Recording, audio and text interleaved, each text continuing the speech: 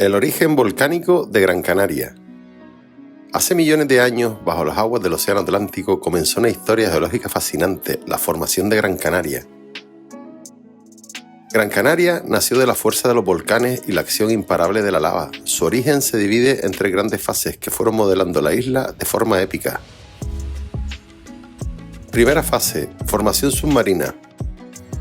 Hace unos 20 a 22 millones de años, las erupciones volcánicas submarinas comenzaron a dar forma a lo que más tarde sería Gran Canaria.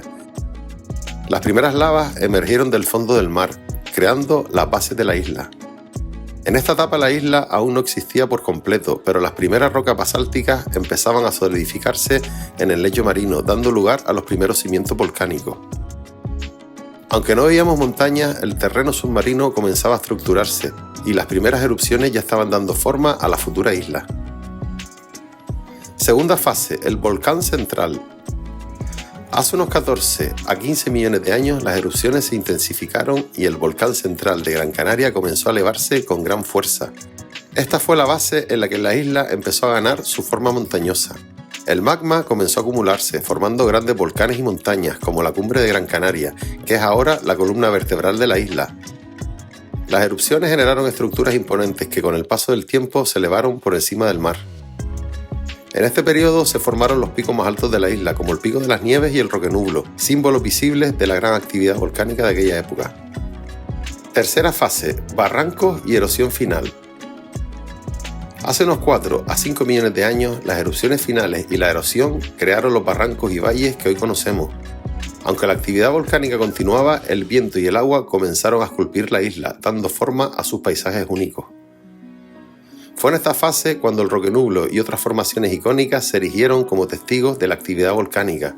También la erosión dio lugar a los famosos barrancos de Gran Canaria, como el barranco de Guayadeque y el barranco de Tirajana, que cortan la isla en impresionantes valles.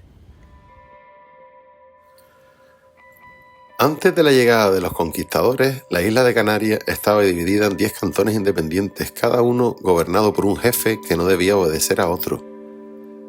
En uno de estos cantones, el de Agaldar, vivía Andamana, también conocida como Tidamana, una joven de gran belleza y sabiduría, famosa por su conexión con los espíritus. Andamana se casó con Gumidafe, jefe del cantón de Facaracas, y juntos con un ejército de guerreros recorrieron la isla, imponiendo su poder sobre los demás cantones, hasta que Agaldar se convirtió en el centro de poder. Tras la muerte de ambos, su hijo Artemisimidán asumió el liderazgo, pero en 1405 murió en la batalla de Arguineguín contra las tropas de Jean de Bethencourt, el conquistador normando. Los primeros habitantes de Agaldar se dividían en dos grupos, el pueblo de la montaña, más primitivo y ganadero, y el pueblo de costa, más avanzado y agrícola. Estos grupos se unieron bajo el liderazgo de los Guanartemes, una casta gobernante que trajo una nueva organización social y una gran civilización a Agaldar. Con el tiempo, Agaldar se consolidó como la capital de la isla.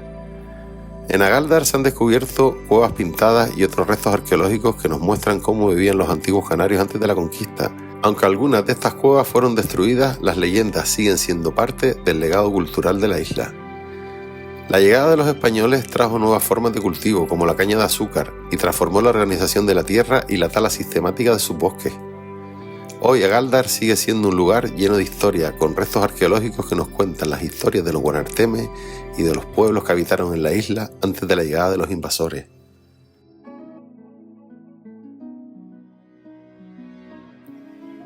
La religión de los canarios tiene raíces profundas en el Mediterráneo y el norte de África.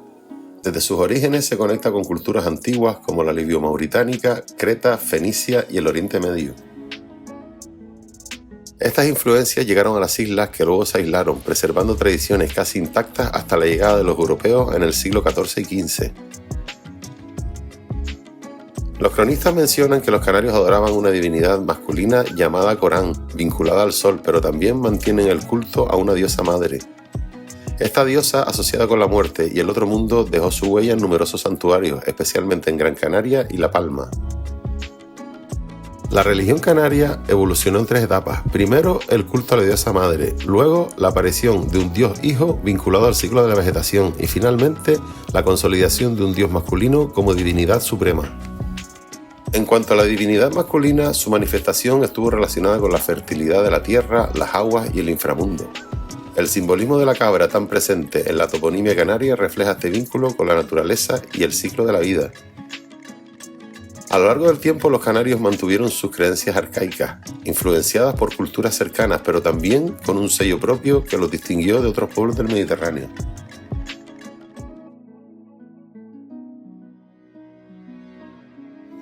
La geometría, especialmente en las tarjas y en las pintaderas, era utilizada por las poblaciones indígenas de Gran Canaria como una forma de identificación de clanes familiares. Estos símbolos geométricos, que incluían cuarteados, ajedrezados y colores como blanco, rojo y negro, no solo decoraban objetos como escudos y cerámica, sino que también codificaban mensajes y funcionaban como señales de pertenencia a un grupo o familia. La función simbólica de estos objetos era secreta y oculta, lo que sugiere que su significado estaba relacionado con la identidad y la protección cultural. Los cronistas no mencionan mucho sobre ellos, lo que refuerza la idea de que su uso debía mantenerse privado. Las pintaderas de barro de Gran Canaria, similares al friso de la cueva pintada de Gáldar, evidencian cómo los antiguos canarios utilizaban el lenguaje geométrico no solo en sus objetos de uso cotidiano, sino también en un sistema de organización social.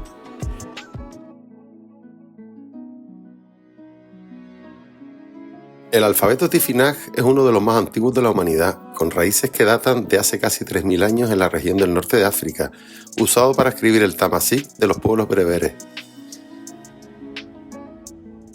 Su origen sigue siendo debatido, algunos sugieren influencias egipcias, fenicias o griegas, mientras que otros defienden un origen local. El Tifinagh fue utilizado desde la antigüedad, aunque hoy solo los tuaregs lo mantienen vivo en el Sáhara. En 2003 el Tifinagh fue adoptado oficialmente en Marruecos para escribir el amasig, pero su uso es limitado y su enseñanza en escuelas públicas todavía enfrenta desafíos. A pesar de la influencia del árabe y el francés, el futuro del Tifinagh como parte esencial de la identidad amasig es incierto, pero sigue siendo un símbolo cultural único.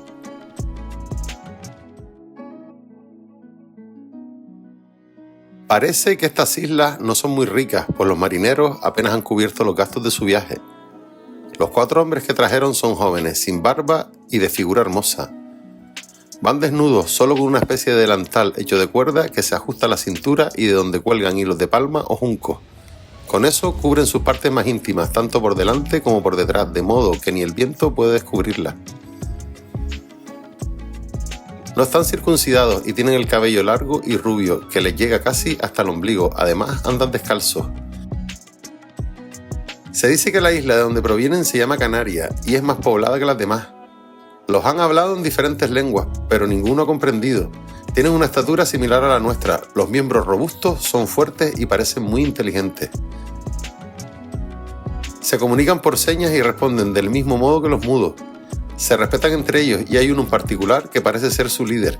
Su delantal está hecho de hojas de palmera, mientras que los demás lo llevan de junco pintado de amarillo o rojo. Su canto es muy dulce y bailan casi al estilo francés. Son alegres, risueños y más civilizados que la mayoría de los españoles. Cuando los trajeron a bordo del barco comieron pan e higos y les gustó mucho el pan, aunque nunca lo habían probado antes. Rehusaron el vino, solo querían agua. También comieron trigo, cebada, queso y carne, que en su isla es abundante y de buena calidad. Sin embargo, no tienen bueyes, camellos o burros, pero sí una gran cantidad de cabras, ovejas y cerdos salvajes. Les mostraron monedas de oro y plata, pero no sabían para qué servían, tampoco conocían los aromas, ni habían visto anillos de oro, espadas o sables. Nunca se habían servido de estos objetos. Pero lo más sorprendente es su fidelidad. Si uno de ellos recibía algo bueno para comer, lo partía en trozos y lo compartía con los demás. El matrimonio es algo conocido entre ellos. Las mujeres casadas usan delantal igual que los hombres, pero las doncellas van completamente desnudas sin mostrar vergüenza por su desnudez. Y curioso también, cuentan como nosotros, poniendo las unidades antes de las decenas.